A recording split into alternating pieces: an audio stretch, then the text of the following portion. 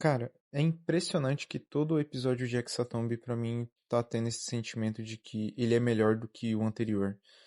E o episódio 8 pra mim, ele é um puta episódio bom pra caralho. Eu acho que ele é um dos melhores episódios, assim, de Hexatomb.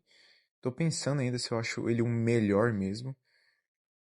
Bem provável que eu vou pra essa linha, mas rapaz, que episódio, hein, cara?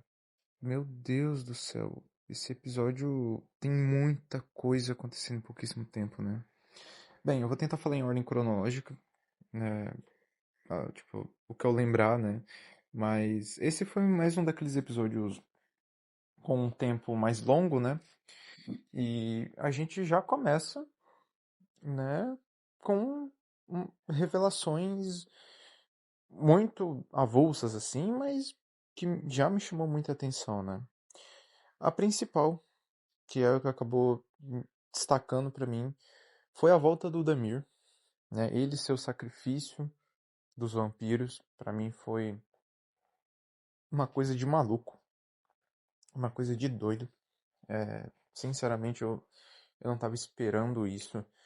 Ver o Damir de volta, a gente descobrir, né, a questão do Damir ser primo do Henry, né? Então, todos esses detalhes, assim, sabe? Tipo, toda aquela narração sobre esse 1 ano e meio que o Damir ficou preso, que foi isso, né? O Damir ficou 1 ano e meio preso na Ordem, até que o Henry barra Diabo vai lá, aparece e leva ele, né, pro Hexatomb e tal. E tem um detalhe bem interessante sobre isso, né? Na conversa do Diabo barra Henry ali com Damir, não teve narração do Selbit, né? Então, será que talvez o diabo seja interpretado pelo Bastet?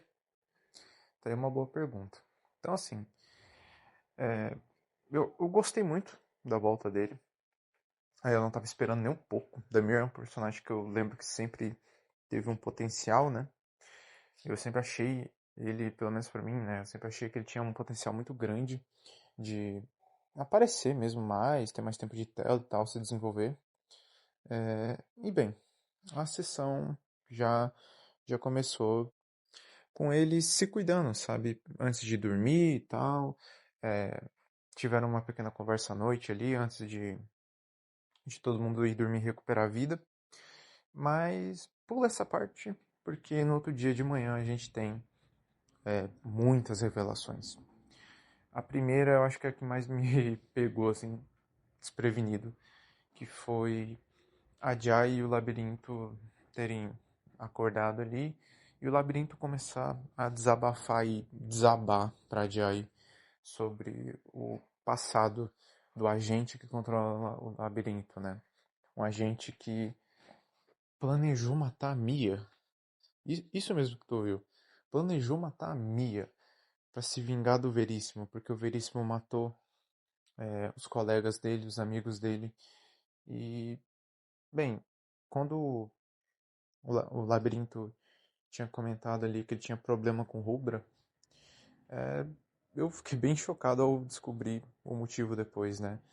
O Selbit já postou no Twitter, para quem não viu, a, todo, tudo do backstory dos agentes ali que eles receberam naquele dia, né? Que a Kemi recebeu, que a rapaziada toda ali recebeu, por exemplo, sabe? E, mano, tá no Twitter ali, né? No raio-x que o Selbit faz todo fim de episódio, ele vai lá e posta informações sobre a sessão e tal. E na de hoje foi mais especial, porque ele resolveu colocar realmente as cartas ali que continham realmente a história da memória que eles desbloquearam ali naquele dia.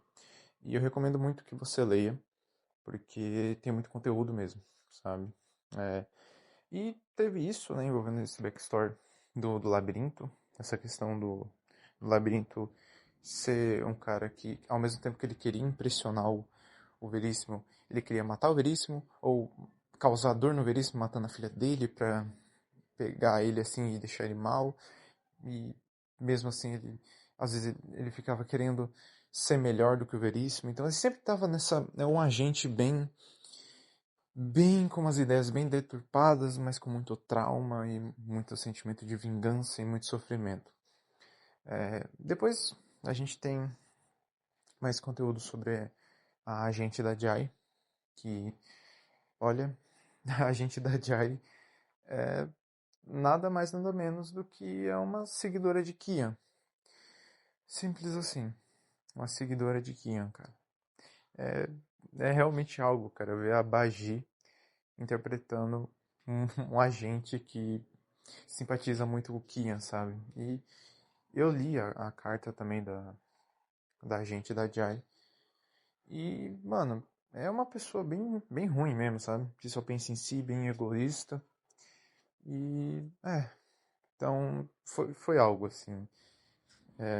E depois a gente tem todas essas questões, todo mundo começa a surtar. Todo mundo não, né? Especificamente o Aguiar. Ele já levanta de manhã cedo, já putaço quebrando as coisas. E por quê? Porque ele lembrou do que aconteceu com ele e a irmã dele. E basicamente a família dele acreditava em um culto que se ele fizesse sacrifícios para uma entidade ali, ele, eles talvez seriam abençoados. E aconteceu que eles nunca foram. Além de terem feito crueldades, fizeram à toa. E aí o, o Aguiar conseguiu salvar a irmã dele, mas ele tem trauma, tem trauma de água, né? Como foi mostrado ali.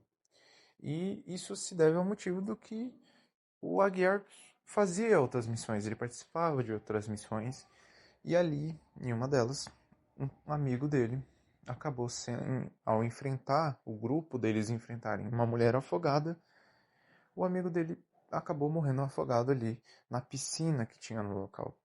E ele não pôde fazer nada. Ele saiu correndo para chamar reforços para ajudar a impedir o afogamento, mas quando ele e o restante do grupo voltaram, já era tarde demais e o amigo deles já tinha morrido.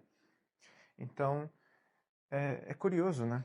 Porque essa temática da água dá para fazer meio que um paralelo tanto com a gente quanto com o próprio Aguiar. E, bem, basicamente é isso, né?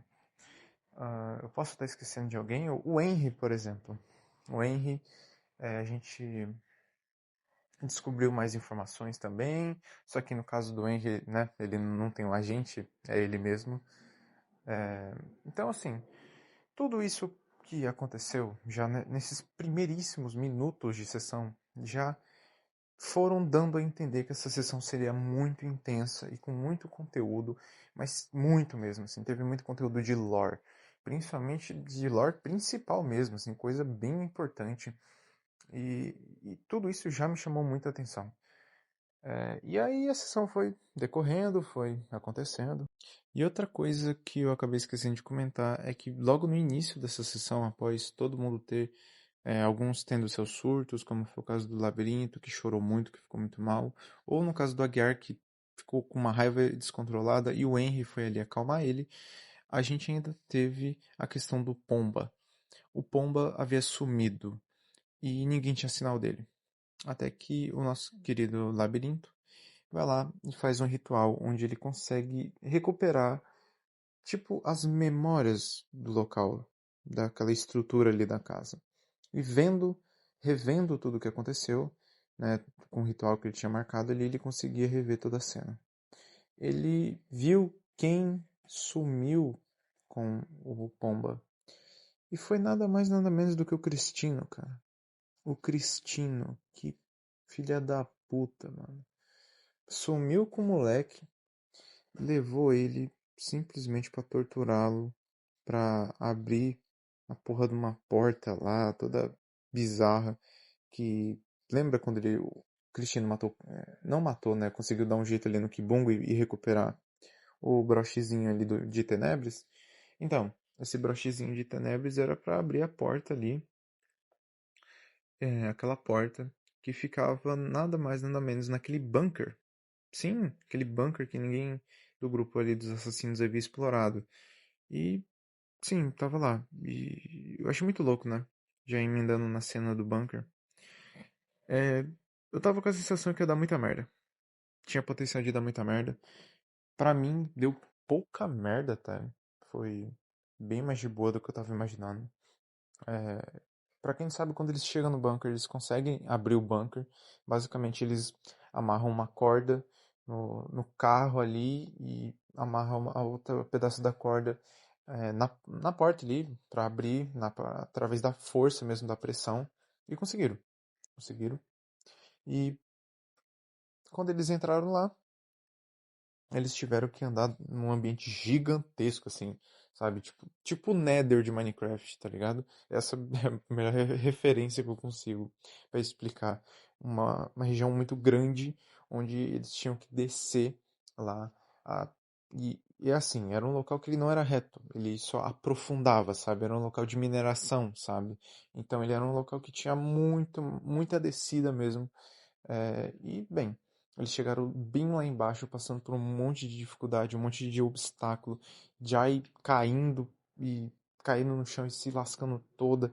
É, o, o Aguiar quase se fudendo também. O Henry também quase se fudendo, porque acabei esquecendo, mas a galera que foi para pra essa expedição aí no bunker foi o Jai, o Aguiar e o Henry.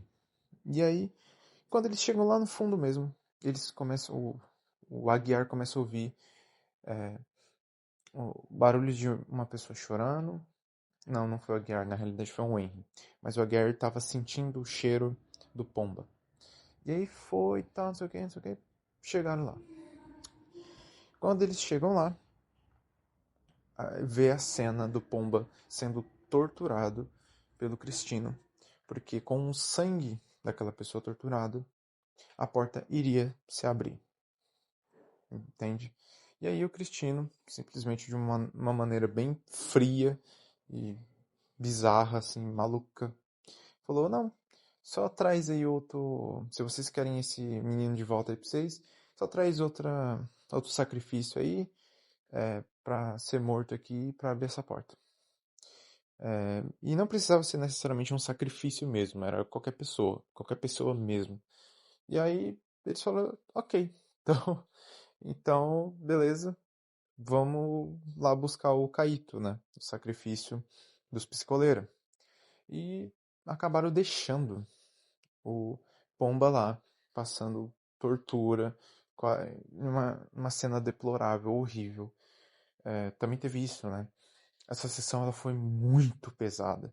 Teve muito conteúdo de gore mesmo, seja descritivo ou gráfico mesmo. Foi assim, nossa, Hexatomb vem se mostrando realmente pra que veio, né? Que é uma temporada muito pesada mesmo. E aí, cara, assim, depois dali a gente foi tendo só cena punk. E aí a gente volta pra cena do Damir, né? O Damir, ele simplesmente aparece agora como um sacrifício dos vampiros. E aí? E aí que nos 3 primeiros dias ele só ficou preso naquele local lá que aparece no final do 7º episódio. Ah, sendo torturado, o pessoal ia lá, tirava sangue dele, experimentava o sangue dele, ficava se alimentando e tal. E aquela freira lá, aquela vampira freira, quis conversar com ele no primeiro dia, eu acho, uma coisa assim, ou no segundo. Ele não quis dar bola.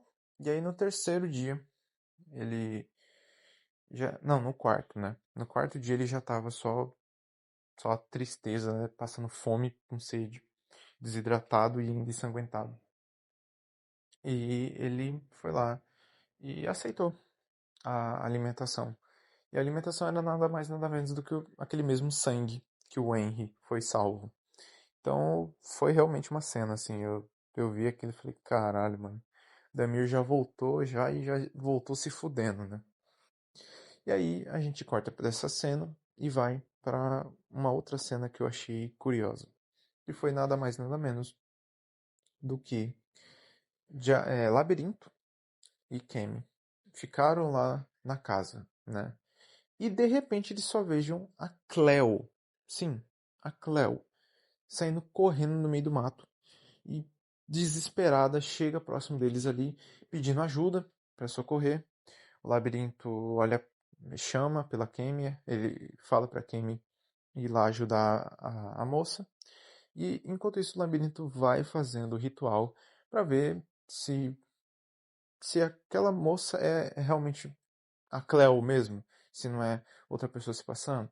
E antes mesmo dele conseguir terminar o ritual, é revelado que sim, era o Giovanni. Era mais um clone do Giovanni, para saber informações sobre a localização dos outros três. Sim, eles descobriram que o povo estava no bunker. E aí, pronto, né? Já causou uma raiva tanto no labirinto quanto na Kemi, que foram feitos de otários ali, né?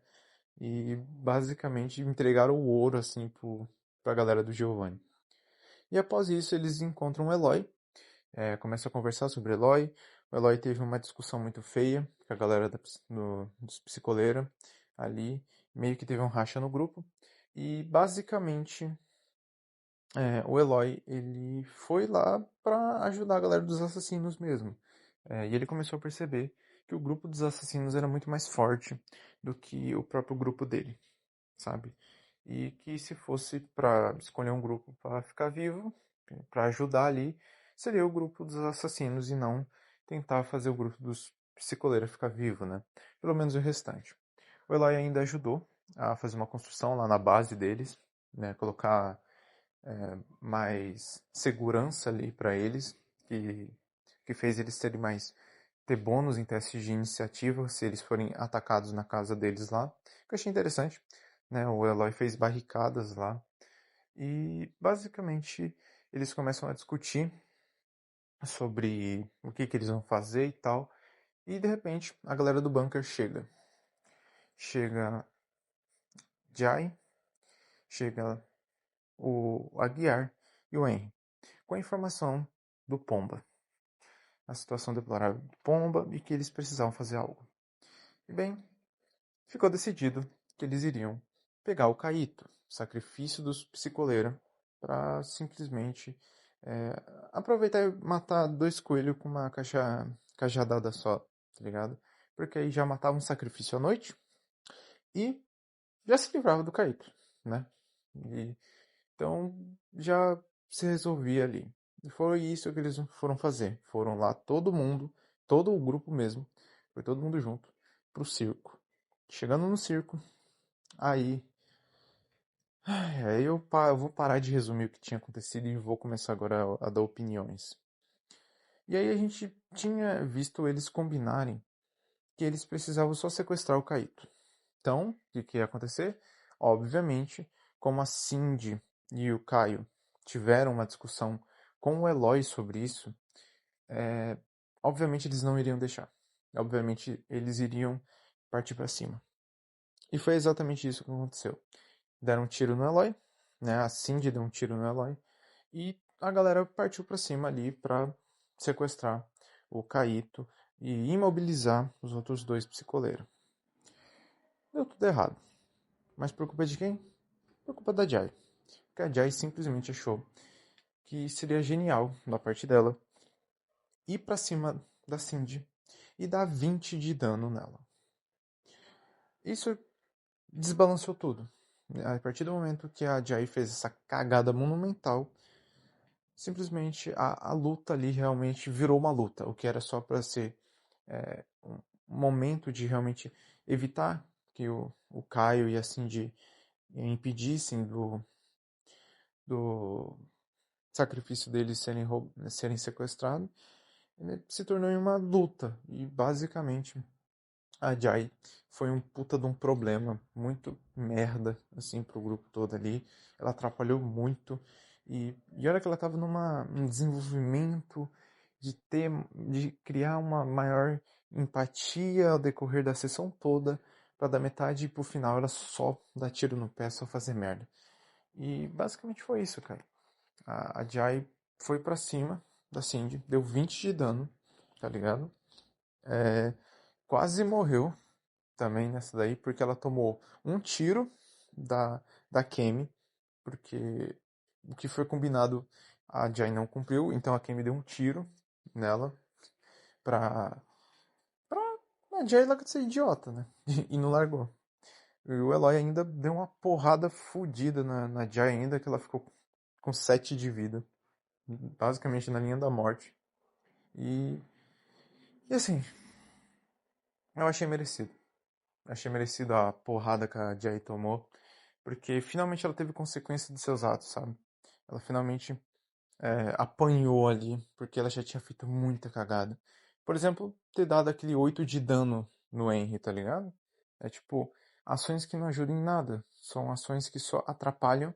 E, bem, quem leu a- as cartas ali da personagem, da agente da Jai, vai entender que é uma situação complicada, né? Porque a assassina, né, a Jai mesmo, a assassina, já é uma pessoa muito problemática, doente. E do outro lado, você tem um agente, que é o agente da Jai, que é uma pessoa extremamente egoísta, que só pensa em si, que entrou na ordem só para benefício próprio, tá ligado? E aí é uma situação que é fadado ao personagem ser um problema mesmo, sabe? Uma bomba relógio. E nesse caso ela explodiu, e por muito pouco que não deu uma merda generalizada. Por sorte ali a Kemi conseguiu ajudar a dar controle na situação e evitar uma tragédia maior. E, bem, a gente tem essa cena muito foda, que é entregando o Kaito pro Cristino, libertando o Pombo, e o Cristino simplesmente degolando o Kaito. Finalmente, né, o Kaito morreu. Tipo, caralho, que sacrifício chato da porra.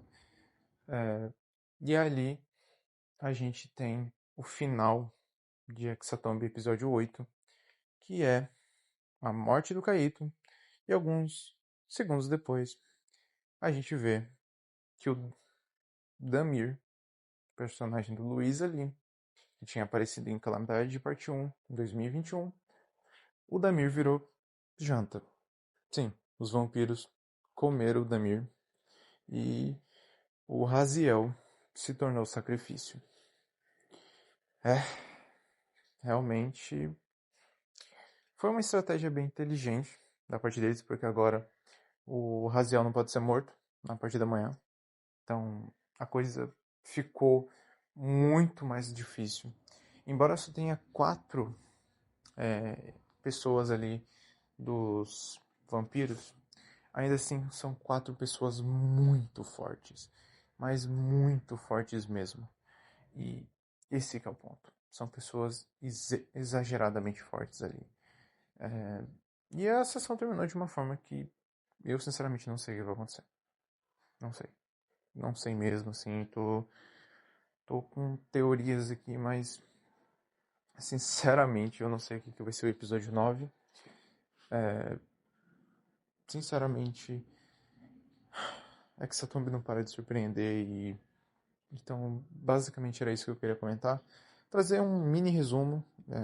Me desculpe se esse resumo não foi tão tão bom quanto o episódio, assim, né? Não foi um resumo tão detalhado assim. Eu tô fazendo esse vídeo assim, horas depois da sessão, e já é de madrugada aqui, já tá bem tarde da madrugada. Então eu tô gravando isso para depois postar mais tarde. Então é isso. É uma sessão que eu gostei bastante.